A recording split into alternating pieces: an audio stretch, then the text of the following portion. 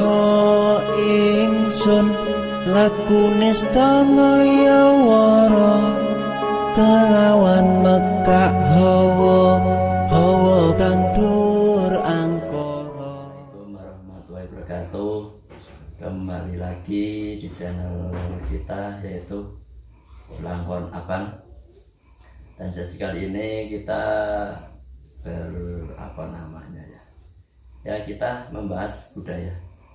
Salah satu karya ukir asli Batang yaitu Bapak Dasari. Beliau beralamatkan di Desa Karangtengah, Kecamatan Subah, Batang, Jawa Tengah. Dan kali ini kita membahas salah satu karya ukir Bapak Dasari yang berada di rumahnya Pak Rohmat, berada di Desa Rawosari, Kecamatan Limbung, Kabupaten Batang, Jawa Tengah juga. Itu salah satunya itu di karya ukir Yasin. Ini memang kelihatannya memang besar ini, terus agak 1 meter sampai 2 meteran, tebal 2 cm. Itu lepas dari bingkai. Agak rumit juga sih. Coba nanti kita tanya sama beliau-beliau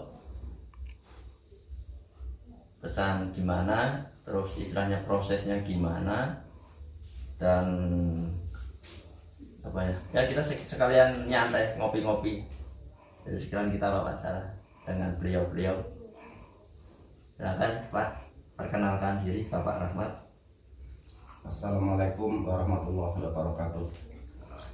Saya mengenalkan diri pada tamu-tamu kita dari Batang. Selanjutnya mungkin pengen tahu sejarah surat Yasin atau gimana saya punya Yasin sebelum dan sesudahnya, kan gitu ya. Yeah. Nah, saya ini memang pertama kali cerita sama Pak Dasari. Saya ini pengen punya ukiran surat Yasin. Saya sudah tanya sama Pak Dasari. Saya sebelumnya punya itu ya memang gimana ya, keluarga saya ya keadaan kadang-kadang nggak merasa berisi karena atau gimana, banyak kendala. Tapi sekarang setelah punya itu surat Yasin ya alhamdulillah keluarga saya bisa tenang. Nah ini pesan dari surat Pak Dasari itu dalam proses kira-kira 5 bulan atau 6 bulan itu mulai awal proses itu 6 bulan baru jadi itu.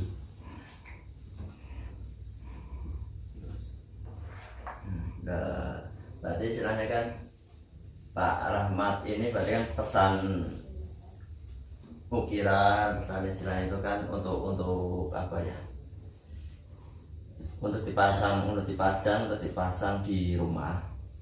Dan itu karena memang sebelum adanya ukiran ini ya sebenarnya minta maaf, istilahnya kan ada beberapa masalah pribadi di rumah berarti ya. Nah untuk ya kembali lagi kita tidak meyakini, tidak ini kan cuma ini perantara, karena sekali lagi perantara. Jadi nggak ada yang kekuatan yang lebih hebat, lebih mujarab daripada Allah Subhanahu wa Ta'ala.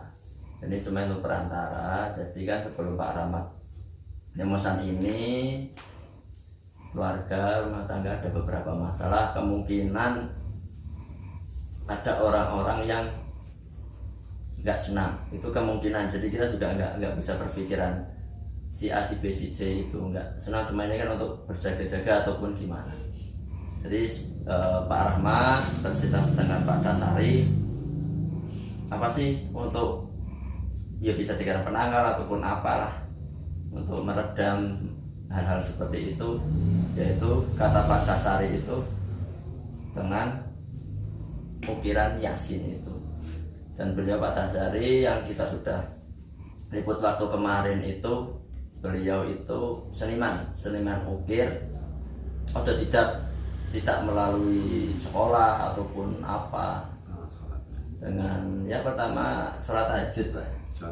Sholat hajat, terus ada beberapa hal yang dilalui, yang apa ya istilahnya, ya, didatangin orang tua, terus ada pesan tersendiri, dan jadilah beliau sebagai pengukir, ya bisa dikatakan pengukir goib lah. Ya enggak, karyanya itu kan ya bisa kayak kemarin video kita yang kemarin Nyi Roro Kidul, Bung Karno, terus tokoh pewayangan, dan ini tambah lagi karya ukirnya berupa surat Yasin. Dan memang saat-saat pengerjaannya juga enggak gampang, enggak sebentar. Ada beberapa juga sesudah jadi itu ada yang istilahnya komplain karena ayat yang terakhir itu kurang pas, jadi diperbaiki lagi, dan itu nanti bisa disampaikan oleh Pak Dasari. Mengapa prosesnya gimana, berapa lama, terus pas jadinya gimana? Monggo. Oke, terima kasih. Jadi pas kita awal proses mungkin beberapa bulan yang lalu, pas kita masih mengirim ukiran di Jakarta Bang ya, kita kirim ke Kalimantan dengan karya ukiran tulisan Buddha ya, saya kirim ke Kalimantan, juga saya kirim ke Singkawang, Jakarta, Cilincing, kalau Kalimantan Singkawang. Itu Bapak Rahmat ini telepon saya, udah pulang belum ya? Kita udah pulang, suruh sampai sini, dan dia cerita beberapa hal berkaitan dengan segala godaan dalam rumah. Dan kita ambil, kalau orang itu biasanya kalau pesan itu gini Bang, kalau enak kalau kita itu tolong diukirkan gambar Semar, gambar apa. Tapi dia permintaannya itu kebanyakan orang yang minta sama saya itu yang cocok sama saya apa, kita bingung.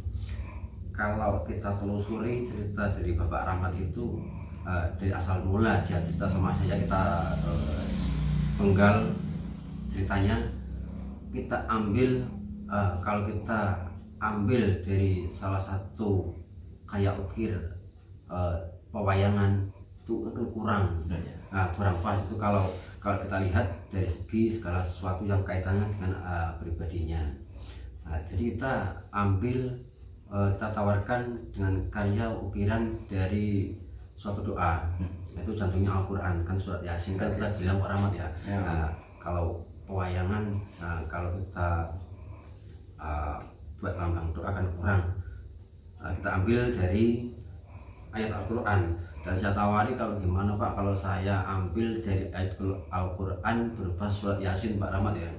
Bapak Rahmat mempersilahkan, akhirnya saya proses.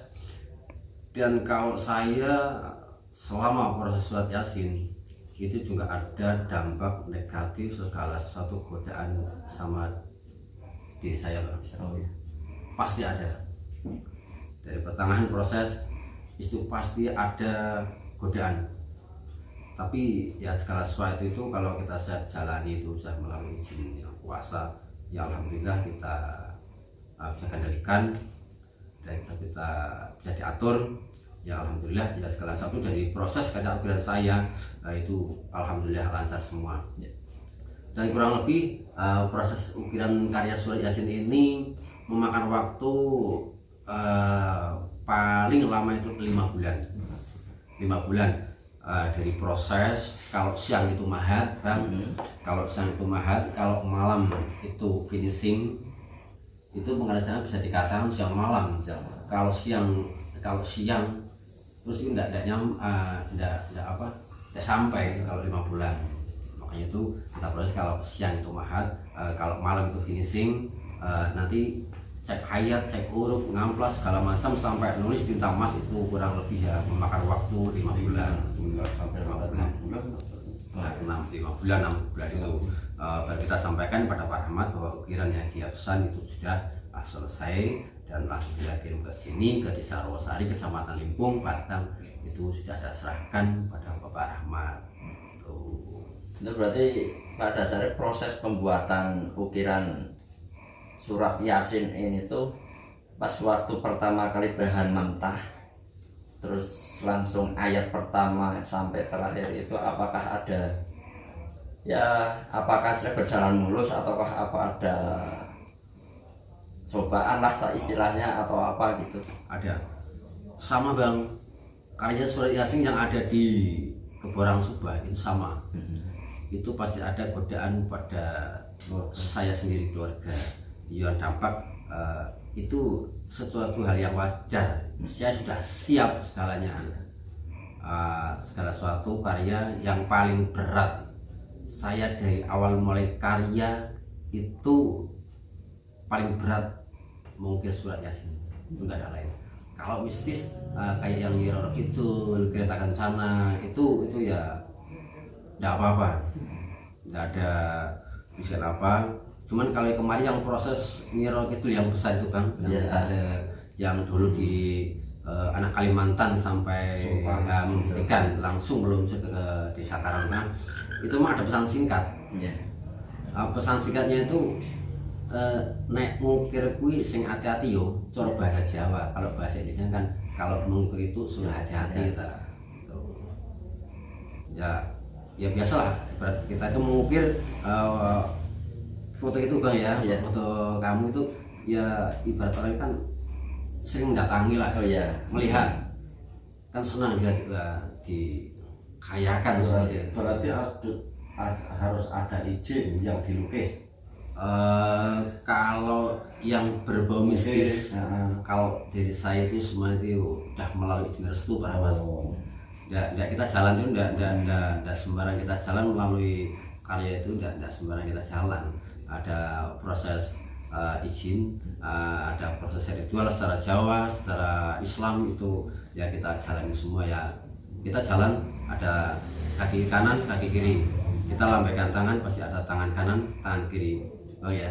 Nah itu semua itu kan kita jalin semua, dan semua karya yang dari saya itu memang saya enggak sekolah Bang, enggak sekolah enggak apa ya, karena itu lantaran Tidak sekolah ukir, enggak sekolah mengukir enggak apa, dan kita itu enggak tahu apapun yang muncul sampai sekarang itu kita sekarang enggak percaya.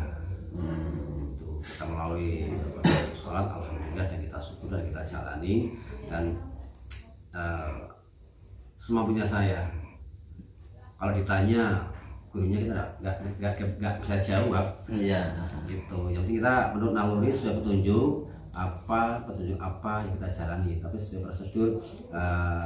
Kalau memang proses secara mistis itu ada ritual, ada izin yang kita jalani. Gitu. Misalnya kan kalau kita kan kalau orang Jawa itu kan bilang kan ada unggah-ungguhnya lah ya. Betul. Etika dan sebagainya. Nah itu berarti kan kalau dari Pak Rahmat itu sesudah memasang pajangan ukiran Yasin ini itu apa efek istilahnya ke Pak Rahmat sendiri, ke keluarga di rumah itu bagaimana Pak? Apakah lebih bagus atau apa gimana? Coba membuatnya.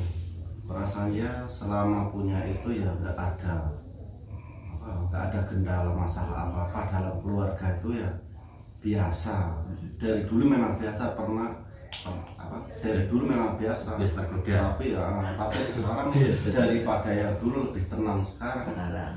Iya, semua memang kekuasaan Gusti Allah lah. Saya kan nggak punya apa-apa, nggak kekuatan apa, semua saya pasrah dengan Allah. Memang ada istilahnya bahasa Jawa ada gimana lantaran atau gimana, ada sebiah dari itu. Memang surat Yasin memang itu sangat ampuh lah karomahnya ya. Karomahnya yang memang itu bukan sembarangan sebenarnya kalau betul-betul hafalkan atau diamati ya. Itu betul-betul karomahnya itu besar, itu sungguh banyak manfaatnya. Itu kan penuturan dari Pak Rahmat, pemilik salah satu karya Bapak Dasari yaitu surat Yasin, yang memang kembali lagi tadi ya kita bahas lagi sebentar saja kan, di waktu sebelum adanya ukiran ini ada beberapa masalah di keluarga Pak Rahmat. Terus istilah kalau orang cahnom anak muda sekarang itu curhat Bapak Tasari, kira-kira itu yang pantas untuk membantu meredam perantara dan sebagainya itu apa? Apakah cocoknya Punokawan atau apa, dan di situ disarankan Bapak Tasari itu surat Yasin. Jadi memang pesan saya bukan kemauan saya harus minta yang ini, saya konsultasi dulu sama Pak Tasari sebaiknya yang dipasang di rumah saya itu apa, memang yang saya jodoh yang cocok, ya pantas biar nggak jadi fitnah dari orang-orang itu. Iya sih. Itu yang Nah, ya sudah saya minta tanya jasa Pak Tasari. Iya sih. itu yang membingungkan yang proses Bang. Proses ya, kan silakan lihat si pemesan itu silakan cocoknya apa gitu. Saya kan nggak tahu apa-apa lah, saya pasrah sama Pak Tasari cocoknya apa, andaikan saya mampu ya saya tak bikin. Iya sih ya. Tapi setelah pemasaran berarti sebenarnya kan nggak ada. Kalau Pak Tasari kan pernah cerita ada beberapa karya yang dikembalikan karena didatangin ini itu terus nggak kuat dikembalikan. Terus kalau Pak Rahmat nggak mati biasa aja ya berarti ya. Biasanya selain itu ada apa makhluk atau sosok-sosok yang menemui ya biasa ada, misalkan Biasa aja. yang bergambar selain itu. Kalau yang kemarin itu yang sudah dipasang 1 tahun dikembalikan ke tempat saya, itu ditemui sosok 2 berpakaian putih, 2 orang. Yang punya rumah kayak gimana? Yang punya rumah kan punya adat Jawa, dia nggak cocok sama yang punya rumah. Dan akhirnya dikembalikan, dan karya ukir itu sebelum jadi pas proses, nah itu emang juga saya didatangi orang tua, orang kedua orang tua. Ya, datang, kita buat tidur, didatangi 2 orang marah sama saya. Yang belakang lagi datang orang tua itu, terus dia bilang orang yang tidur di ukiran itu jangan dimarahi karena dia yang ukir, dia yang proses, akhirnya dia kembali ke nggak jadi marah.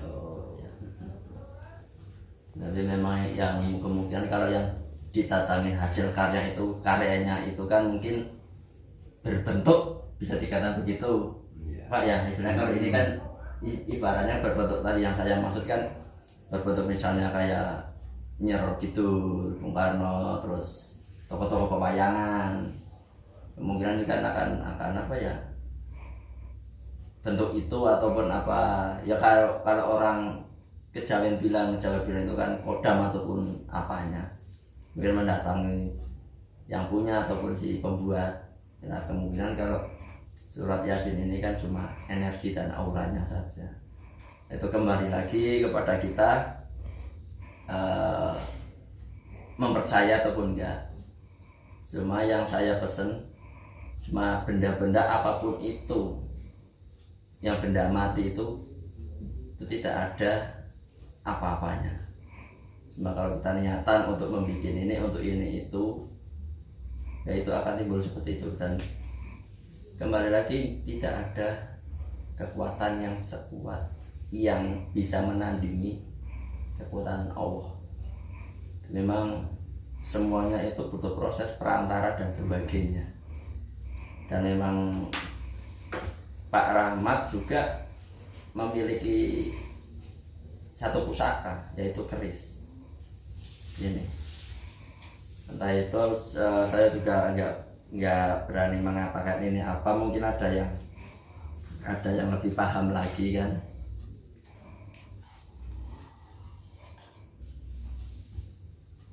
Ini salah satu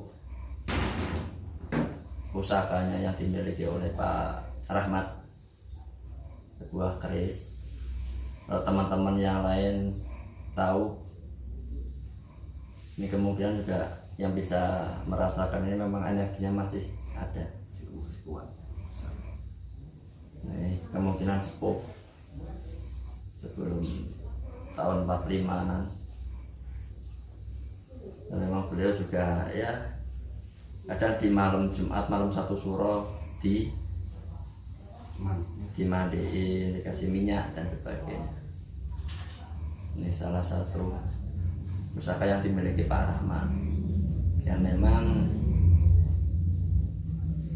Pak Rahmat itu kembali lagi setelah memiliki ukiran Yasin itu memang ada perubahan, jadi agak tenang. Terus memang ya konon-konon cerita orang dan sebagainya, ada yang dia suka ataupun apa itu ya bawa alam, kita kembalikan lagi ke Allah.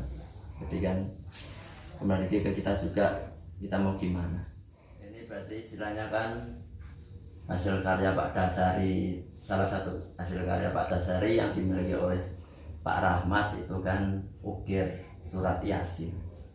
Jadi memang banyak sih yang bertanya di YouTube, di WA, DM saya pesan itu berapa sih harganya, terus pengerjaannya berapa lama, terus prosesnya gimana, supaya kita langsung ke si beliau Pak Dasari, si pengukir monggo Pak.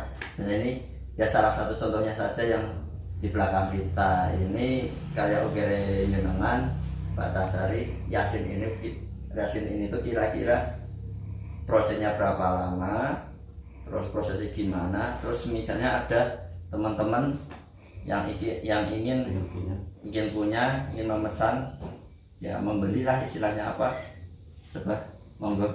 Oke, kalau awal proses ukiran segala bentuk ukiran apapun Bang dari tangan saya, itu memang tidak ada target nominal berapa dan nggak ada target bandrol. Sebab dengan kunci utama itu kita tidak sekolah, itu hanya melalui suatu petunjuk, itu adalah suatu titipan amanah. Banyak orang bilang kalau ini berapa, sampai berapa, itu yang paling berat tidak mau ucap itu sampai mahar itu kita yang satu tidak berani, susah lah itu. Dan kecuali pesan kalau yang karya ukir itu kayak Nyi Roro Kidul, memang itu ada agak jual beli Bang.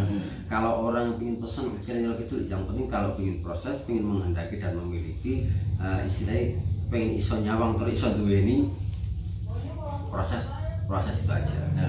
Itu berarti kan kalau dari si pemesan itu membawa sendiri bahan mentahnya ya berarti ya. Ya kalau yang yang besar gini kan modalnya kan besar Bang. Nah, kita nggak buat modal, ya kita kerja sama saja. Kayak Pak Rahmat kan bawa paman sendiri Pak ya. Kita tinggal proses pengukirnya gitu aja.